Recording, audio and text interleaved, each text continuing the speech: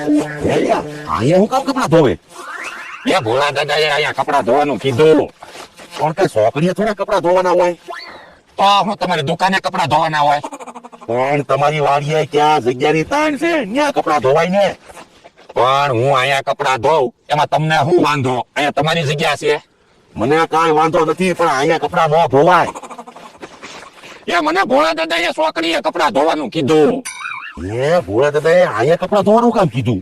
એ મને શું ખબર? મને તો ભોળા દાદાએ કીધું કે છોકરીએ કપડા ધોવા વયો જાતે, હું અહીંયા કપડા ધોવાયો.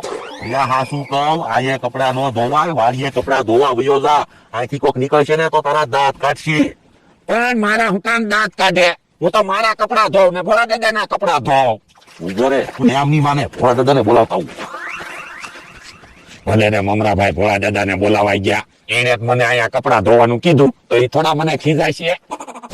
મારો માણા જલ્દી કપડા ધોઈને આવે તો સારું. ભોળા દાદા તમને કઈ ખબર કે નહીં?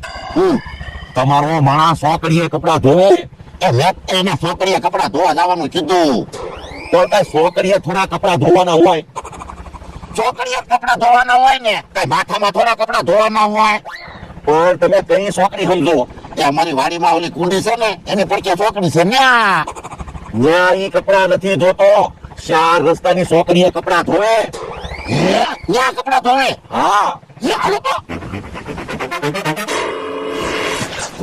અહીંયા કપડા ધોવે. અહીંયા હું કામ કપડા ધોવે?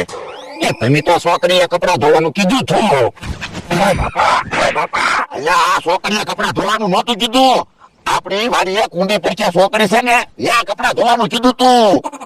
હું તમે નહોતા બોલ્યા? કુંડી પડકે છોકરી છે, ત્યાં કપડા ધોયા. તમે એમ કીધું તો છોકરીએ કપડા ધોવા વયો જા.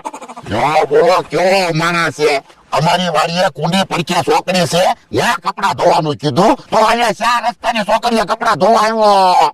તો પણ તમે હરખું કહેતા હોય તો બાપા કપડા બધા લઈ લેતો.